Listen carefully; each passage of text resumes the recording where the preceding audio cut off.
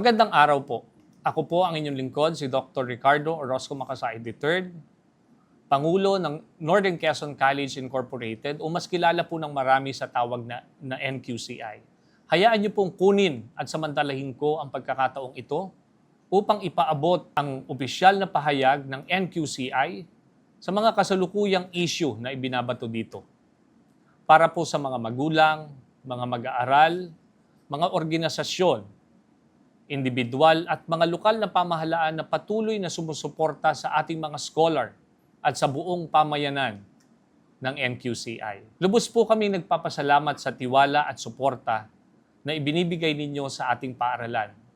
Batid po namin na hindi ninyo pinaniniwalaan ang mga maling impormasyon, mapanirang pahayag at hindi responsableng komentaryo na inilalabas ng isang radio commentator na sa marami pong pagkakataon ay napatunayan na nating gumagamit ng kasinungalingan at hindi mga angkop na pananalita. Nais din naming ipahayag ang aming pagkadismaya na ang programang kagaya po nito ay pinahihintulutang magpatuloy. Gayunpaman, minarapat po ng pamunuan ng NQCI na linawin ang ilang isyung ipinahahayag ng nasabing programa upang hindi na po madagdagan ang atin pong pagkalito at upang maipakita ang katotohanan batay sa dokumento, batas, at mga umiiral na kasunduan. Una, tungkol sa akreditasyon ng BS Criminology Program.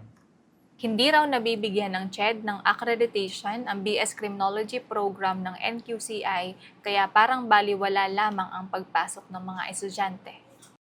Unang kabulaanan, wala pong katotohanan ang pahayag ng nasabing radio commentator na ang BS Criminology Program ng NQCI ay walang akreditasyon na mula sa CHED. Mali po ang pagkaunawa ng nasabing radio commentator.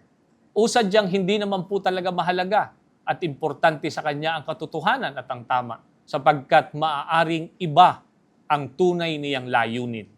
Ito po ang proseso ng CHED. Nililinaw po namin na hindi po accreditation ang ibinibigay ng Commission on Higher Education or CHED sa mga programa upang makatanggap ng mga mag-aaral. Ang ibinibigay po ng CHED ay permit or initial permit, permit to operate, at kapag nakasunod po tayo sa lahat ng mga requirements na itinakda ng CHED, ay ipinagkakaloob po nila ang tinatawag na Government Recognition or GR.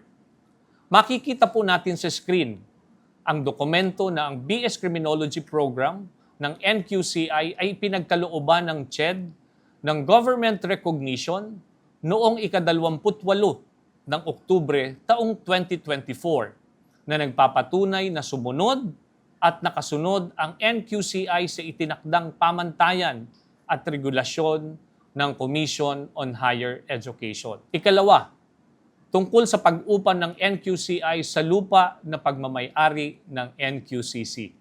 Hindi raw nakababayad ng renta ang NQCI sa lupang pagmamay-ari ng NQCC at wala pang bagong kontratang nabubuo ang dalawang partido. Ikalawang kabulaanan.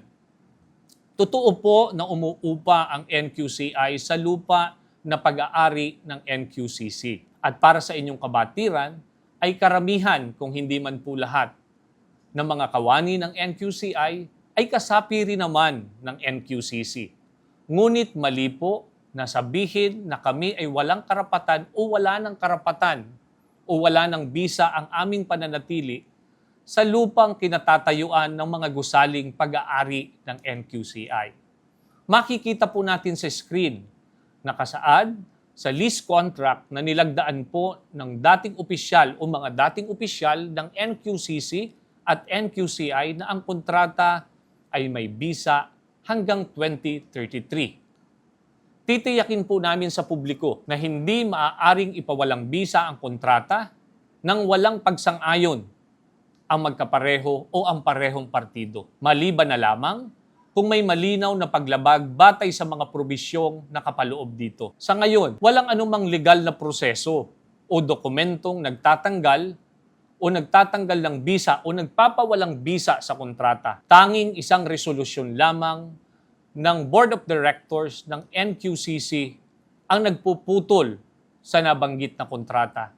Wala pong legal na basihan or validity ang unilateral termination or deklarasyon na iyon ng NQCC. Ikatlo, tungkol sa sulat na binasa sa isang programa sa FM radio. Terminated na raw po ng both parties, Northern Quezon Cooperative College at Northern Quezon College Incorporated, ang lease contract. Ikatlong kabulaanan, totoo pong may sulat ang NQCC sa NQCI, ngunit malinaw na may mahalagang detalye na hindi binigyang pansin o nauunawaan ng radio commentator ang petsang nakasaad sa sulat. Ang sulat ay ipinadala noong February 22, 2025, kung saan sinasabi ng NQCC na mananatili na lamang po ang NQCI hanggang matapos ang graduation para sa taong 2025. Ngunit, ang graduation na tinutukoy dito ay matagal nang natapos noon pang buwan ng Mayo taong kasalukuyan. Subalit, bakit nananatili pa rin ang NQCI sa lupa ng NQCC? Sapagkat maliwanag or malinaw sa umiiral na kontrata or sa lease contract na ang NQCI ay mananatili hanggang taong 2033. Hindi maaaring mapawalang bisa ang kasunduan batay lamang sa sulat na hindi naaayon sa mga legal na dokumento o mga umiiral na batas. Nakahanda pong harapin ng NQCI ang usaping legal kaugnay po dito sa tamang forum, ang hukuman. Handang-handa po kami. Ikaapat, tungkol sa usapin ng hindi pagbabayad ng upa. 3 buwan na raw na hindi nakababayad ng upa ang NQCI sa NQCC na mula noong September hanggang October at November. Ikaapat na kabulaanan. Totoo pong sa kasalukuyan ay hindi nagbabayad ang NQCI ng upa sa NQCC. Ngunit ito ay alinsunod mismo sa kasunduan na nilagdaan ng magkabilang panig. Nakapaloob po sa kasunduan na hindi obligadong magbayad ng upa ang NQCI kung hindi maipapaayos ng NQCC ang wastong septic tank para sa mga food stall na nangungupahan sa kanila. Makikita po ninyo sa screen ang mga larawan ng septic tank sa kanilang mga food stall ay isang maliit na plastic tumbler na ibinaon pataob sa lupa na malinaw na hindi alinsunod sa pamantayan ng batas at tiyak na hindi maituturing na compliant. Bukod pa rito, meron kaming larawan na nagpapakita na ang isa sa mga umuupa sa kanila na food stall ay ginagamit ang septic tank ng NQCI ng walang paalam.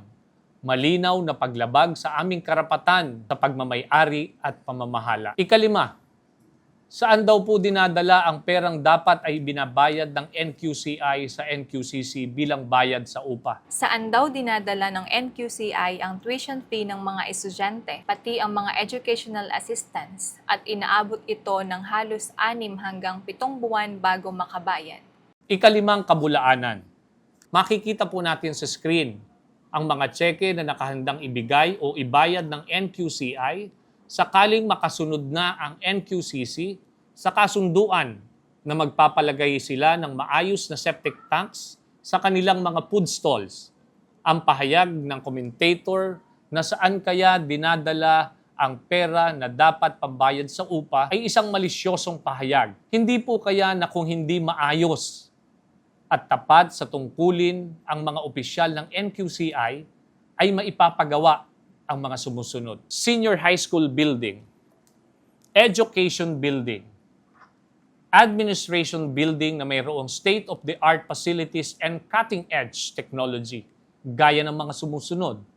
Air-conditioned library, air-conditioned computer laboratory, air-conditioned demonstration room, air-conditioned conference room, boardroom, server room, gymnasium, firing range, service vehicles, generator set, triumphal arch, covered pathway, renovations of different offices such as accounting, registrar, clinic, and guidance counseling and consultation services. School management system, teknolohiya na nagpabilis at nagpapabilis ng enrollment system or process na nagagamit ng mga mag-aaral at maging ng ating mga magulang upang makita ang grades at financial obligations ng kanilang mga anak saan man silang bahagi ng mundo, basta mayroong network signal or internet. Sa kabuuan, ang iba't ibang mga projects at programs na naipagawa ng kasalukuyang administrasyon ay umabot na sa mahigit 111,170,897. Ang maayos na performance ng ating po mga graduates sa education program sa licensure examination for teachers or LET. Kung hindi man po lahat, ay karamihan ng mga guro natin sa public schools, sa Reyna, at mga munisipalidad sa isla ng Pulilio ay produkto na rin ng NQCI. Marami po sa ating mga graduates ay nagsisilbi rin bilang bahagi ng PNP, BFP, at ilan pang mga ehensya ng ating pamahalaan na nagsisilbi sa ating pamayanan. Hayaan niyo pong banggitin ko na rin na sa ilalim ng kasalukuyang pamunuan ng NQCI, ang dating taunang kita ng NQCI na umaabot lamang ng 5 milyon ay napaabot na ng kasalukuyang administrasyon sa halagang 27.6 milyon pesos. Ang dating asset ng NQCI na mayroon lamang 40 milyon ay napaabot na ng kasalukuyang administrasyon sa halagang 149 milyon pesos. Ang enrollment po namin ay umabot na sa 5,417 mula sa 2,421 noong 2018. Hindi raw madali ang pagkuha ng accreditation mula sa CHED ng courses o program dahil sa pagpapalit ng address. Hindi raw madali ang pagkuha ulit ng accreditation mula sa CHED dahil sa pagpapalit ng address ng NQCI kung sakaling makahanap ito ng bagong location. Pang-anim na kabulaanan, malinaw na nagpapakita na hindi lamang katakot-takot na kabulaanan o kasinungalingan, manapay ang kawalan ng sapat na kaalaman ng radio commentator sa paksang kanyang tinatalakay. Uulitin ko po, hindi po accreditation ang ibinibigay ng CHED, gaya ng paulit-ulit na binabanggit at sinasabi ng radio commentator na ito. Maliwanag pong nakasaad sa Manual of Regulation for Private Higher Education Institution. Sa ilalim po ng Section 13 na ito po ang sinasabi. Transfer of school to another location. The government recognition of a school that is transferred to another location is deemed canceled. Provided, however, that the government recognition may be retained as an exemption if the new site and campus school buildings and quarters are found to be much better than the former, and if all other standards have been satisfactorily maintained. Sa susunod na 8 taon ay hamak na mas malaki at mas maganda ang lugar na lilipatan ng NQCI na halos doble ang sukat o ang laki kumpara sa kasalukuyan po natin o naming kinatatayuan. Panoodin po natin ang Site Development Plan ng NQCI kasama ang mga gusali at pasilidad na itatayo rito na iginuhit ng kilalang arkitekto sa ating pong bayan, si Architect Edwin Noliedo. Ang paglipat po ng lugar ng NQCI sa lupang kanyang sariling pag-aari o pagmamay-ari ay bilang pagtalima at pagsunod na rin na isinasaad ng CHED Memorandum Order Number 040-08. Ilan lamang po iyan sa mga mahahalagang proyekto na matagumpay na naisakatuparan ng mga opisyal ng NQCI sa tulong at pagkakaisa ng lahat ng mga manggagawa dito. Sa kabuuan, hindi na po namin bibigyang pansin ang iba pang mapanlinlang at hindi makatarungang pahayag ng radio commentator na ito, kabilang ang issue ng uniforme or uniform na malinaw na may layuning sirain ang reputasyon at pangalan ng NQCI at pagtakpan ang sariling pagkukulang ng NQCC. Hindi po namin hangad na sirain ang pangalan ng NQCC upang itaas lamang ang pangalan ng NQCI. lalong-lalo na sa mga taong hindi naman bahagi ng mga usaping kagaya nito. Sa atin pong mga kababayan na may malasakit sa katotohanan, salamat po sa inyong patuloy na pagtitiwala. Hindi po karapat-dapat marahil ng isang programang nagsisimula sa panalangin ay susundan naman ng mga mapanirang salita, pagmumura at mga maling impormasyon. Pakisuriin niyo po kung ang ganitong mga gawain o katuruan ay pumapasok sa pamantayan ng mga taong may tunay na pagkilala sa turo at kabutihan ng ating dakilang Diyos. Legal na aksyon. Ipinapaabot po namin sa publiko na ang NQCI sa kasalukuyan ay formal nang naghahanda ng legal remedy at iba pang nararapat na legal na hakbang laban sa commentator ng programa at sa sinumang individual na may maaaring partisipasyon upang magkalat ng malisyoso, mapanirang puri at walang basihang mga paratang. Ang karapatan sa malayang pamamahayag ay may hangganan at kapag ito ay ginamit sa paninira at panlilinlang, malinaw na mayroon po itong kaukulang pananagutan sa ilalim ng mga umiiral na batas. Bilang pangwakas, naway gabayan kami ng dakilang lumikha upang makamtan ang hustisya at manatili tayong nagkakaisa para sa kapakanan at kabutihan ng ating mga mag-aaral at komunidad. Makakaasa po kayong lahat na patuloy pong magsisikap ang mga manggagawa ng NQCI upang patuloy na makapagbigay ng may kalidad, bukas para sa lahat at abot kayang edukasyon.